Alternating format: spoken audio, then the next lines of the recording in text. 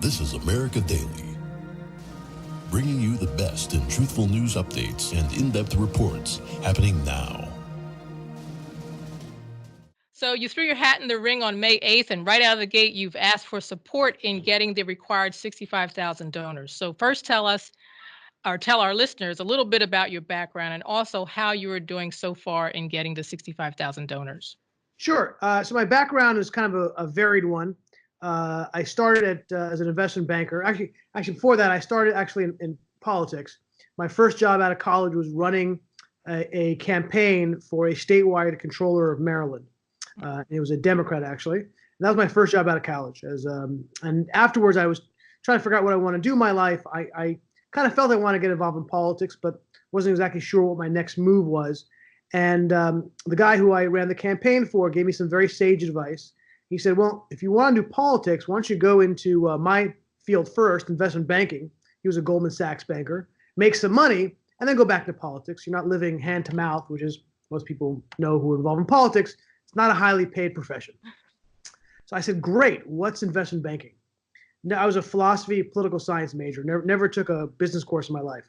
So I moved to New York and was sleeping on people's couches, and I had a roll of quarters, and I would go to a hotel, and I would just call random investment banks that I looked up in the yellow pages, and till 15 years later, I had a career in the business. And then about in 2007, 2008, before the collapse, I decided I wanted to leave, and I wanted to make movies. Because that's a natural transition from investment banking to be, filmmaker. So I'm not a tour filmmaker. And so I made a movie about the UN and the failures of the UN since its inception, really.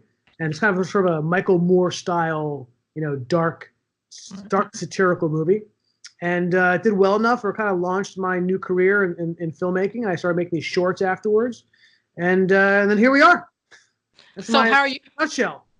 How are you doing with your donors? How close are you to 65,000? We're going to announce the new numbers tomorrow. So first week's numbers, we hit about 15,000. Oh, great. So for a week, I think that's a pretty impressive number. This week's number will be equally impressive. So we're well on our way to hitting 65,000. Now, looking back, as of May 10th, there are more than 20 Democratic candidates in the race, but only 18 technically qualified as of that date. The DNC is saying you also are going to need 1% support in a handful of polls. And then if more than 20 end up qualifying by late June, then only the top 20 candidates will be featured in a debate. So what do you think are the chances that you'll make the top 20? They're pretty good. So the way, not to get too inside baseball on you guys, but the way it works is you can either, it's not both. You either qualify with 65,000 or 1% in 3 different polls. If more than 20 people qualify in either way, then it goes to who qualifies with both. There's not going to be 20 candidates who qualify in both, which means it goes to the second tiebreaker, which is just the polling itself and who can poll at 1%.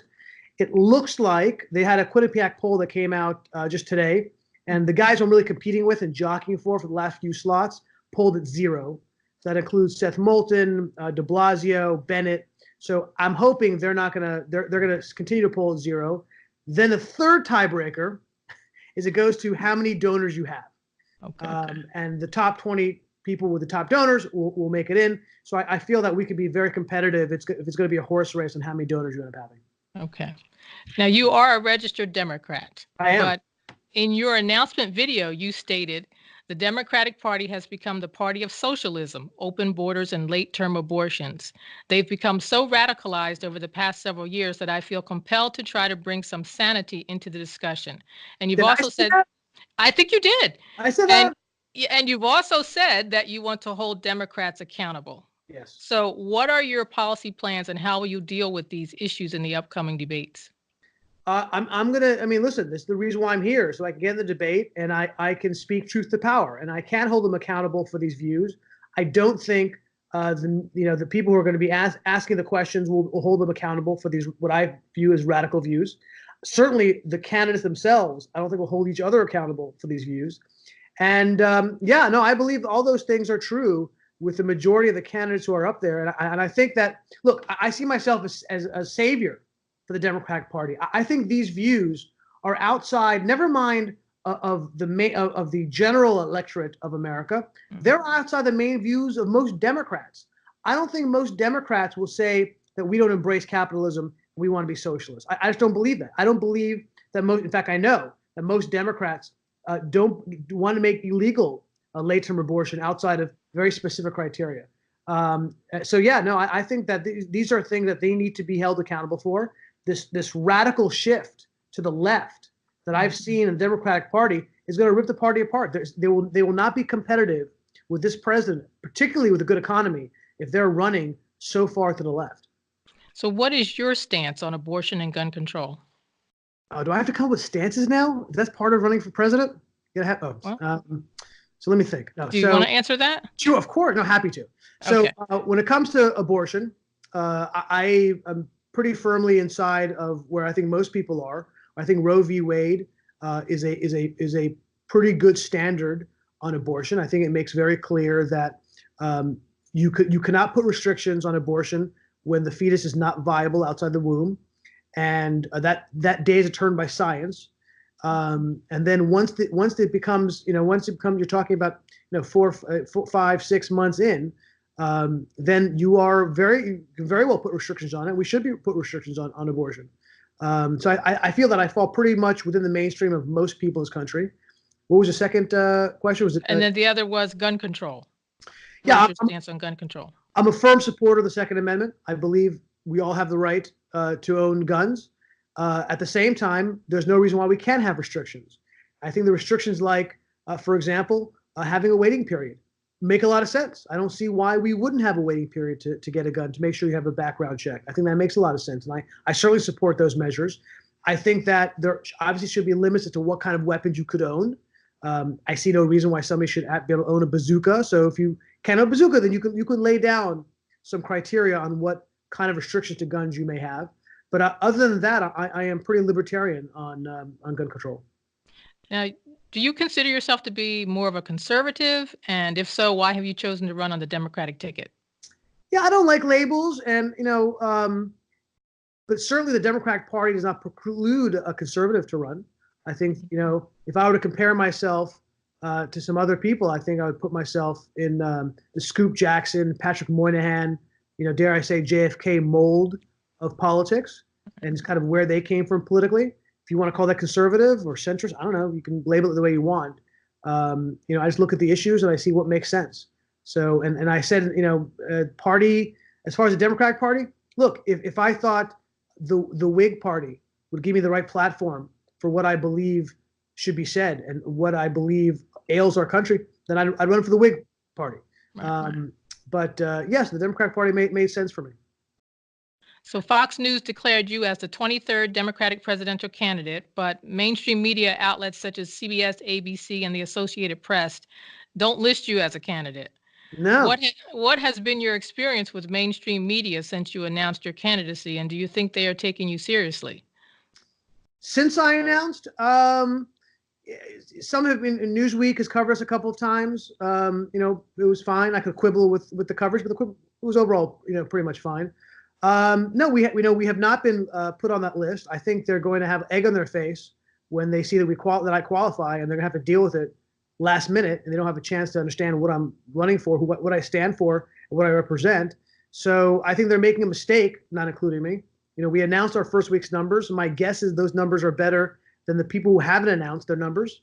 And I don't have to go through the list, but a number of the Democratic candidates have not listed how much they've raised and for how many people. Because I think their number is not as impressive as ours. I think the next week's number is going to be a real number that they're going to have to contend with, because I'm well on the way to qualification. Have you approached any of those media, the CBS or ABC, or do you have to wait for them to contact you? I haven't gone through the list with my PR team. They're kind of handling it. So I don't know who we've contacted, who we haven't, who's contacted us. But they seem pretty happy with what we've got set up for the next couple of weeks. But I don't, I kind of wait for the email saying, here's we got to show up, here's what time. Okay. So let's switch gears a little bit and talk about your other fellow Democratic candidates. Are there any candidates that you think will be particularly difficult to beat in the primaries? I mean, they're all sure. I mean, they're all formidable in the sense they've gotten numbers, and they certainly have their own lanes within the Democratic Party. So yeah, I think they're all formidable candidates for the Democratic electorate. I think they're less impressive when you stack them up on a national election. I think that's part of the problem. So look, I have no illusions that I am starting late. I'm in the back of the pack, no question about it. But I think that once you get in the debate stage, it's a reshuffle of the deck. And I think that once we have that first reshuffle, and I think over the course of the campaign, they'll be reshuffled a number of times. So yeah, once we have that first reshuffle of the debates, which is what we're counting for, I think it's we're running full steam. And other than yourself, which Democratic candidate do you think has the best chance of beating Donald Trump? Just me. Just you. There is no one else, huh? No, we're all gonna lose. They got to put me up there. Okay. So let's talk about Joe Biden. He's maintained a strong lead in most polls since before he even threw his hat in the ring, and he's got years of political experience, which helps his supporters feel safe. So what do you think about his proposal to give health care to illegal immigrants? I think that's exactly the problem that I'm speaking to. That really illustrates what the problem is. Look, I'm a product of immigration. I'm a fan of immigration. Mm-hmm. My mother was born in Iran. But legal immigration, my family, both my mother's side and my father's side, who came from Europe, 100 years ago, they had to wait in line as well, and so did my mother and her family wait in line. And I think it's only fair that you do. We have a process that is, I think, second to none around the world for allowing immigrants to come to this country legally. The definition of sovereignty is control of your borders. To hold an apple out for people to say, hey, you come here, we will not only give you we will give you healthcare coverage. I think is a disastrous mistake, and it speaks to the perfect example of this leftward lurch that the Democratic Party has gone to, where you have a guy, Joe Biden, who in the 90s would be considered a blue dog Democrat. I think most people listening to you right now don't know what a blue dog Democrat is. Okay, that was a significant part of the Democratic Party 20 years ago, right? The sort of the right of center wing of the party. They're almost an extinct species. And Joe Biden's a perfect example. Here's a guy who in the 90s was a moderate by any sense, maybe even a right of center moderate, a lane that I've kind of chosen to fill. And you see him running to the left because that's kind of what is expected of a Democratic candidate. And I think that's a huge mistake. So if you could convince some of his, well, let me rephrase that. What would you say to his supporters to convince them to take a leap of faith and vote for you? Ami for America. That's what I would say to them. I would say, listen, you want a guy who's young and virile and ready to go? I'm the guy, not the octogenarian Joe Biden. Come on, man. How many times you run for president and lost? There should be some kind of term limit. How many times you can run and lose and do it again? All right. Well, then let's talk about President Trump. What is your overall opinion about some of President Trump's policies, such as the tariffs against China and building a border wall? Do you agree with these stances? And if not, what would you do to improve them? I'll take the second one first. Okay. The border wall. Look, it's not my job to say I want a border wall, no border wall. My job as president is to listen to the people who are on the border, both the citizens and the people who are guarding the border, and ask them, what do you need? And they'll tell me what they need. If they tell me we need a wall, they're getting a wall. They need a fence, they're getting a fence. If they need guard dogs, they're getting guard dogs. So I don't want to say what I want to do until I'm sitting there with the people who matter, whose opinion counts for me. And those are the people who are on the front lines watching the border, and I'll take my cues from them. So regards to China and tariffs, look, it depends on what the president's end goal is. If his end goal is to say we're gonna raise tariffs because he's right in the sense that China does not play fair. They haven't played fair for years. China has dumped steel on our country against WTO regulations. China has had unfair tariffs on our products coming in. China has repeatedly stolen IP, and that's not a game we can continue playing with them. So if they want to be big boys in the big boy world, they're going to have to abide by rules, and if they don't, there's got to be consequences. So I'm okay with tariffs in order to force them to play by the rules. Now, if these tariffs are there for the long term because he feels like protectionism is the way to go for our country, I'm not for that. we don't want to go back to the mercantilist policies of the 1700s. It's failed. It destroys economies, doesn't make them better. Fair and open competition is what builds industries. And that's what our economy has been built on, particularly our high-tech industry. We tried protectionism with our car industry, and it failed miserably. Mm-hmm. And they only got better when we were able to open up those doors. And they had to compete with imports from Germany and from Japan and so forth. So long-winded way to say that, yeah, if the tariffs are there for short term to make them play safe, I'm all for that. If they're long-term, I'm against it. Okay. And you said in a Fox News interview that you can beat Donald Trump. And if you're nominated, you will beat him. I will. Right? What is your strategy for beating Donald Trump? No, I can't tell you that. If I open up my strategy, he'd be able to gameplay for it. I'm not telling you that. I got a strategy. Don't you worry about it. I'm not going to fall for your trap. Is there anything else you'd like to say to the American people that you haven't had a chance to say? Look, the only thing I got to say is if you want to see the greatest television in the world, if you want to see me on the Democratic debate stage, and by the way, nobody should want me on the debate stage more than the networks who are going to show the debates. I guarantee you I will quadruple whatever ratings the Democratic debates got last time. I'll quadruple it if I'm on the stage. And all you got to do is send me a buck.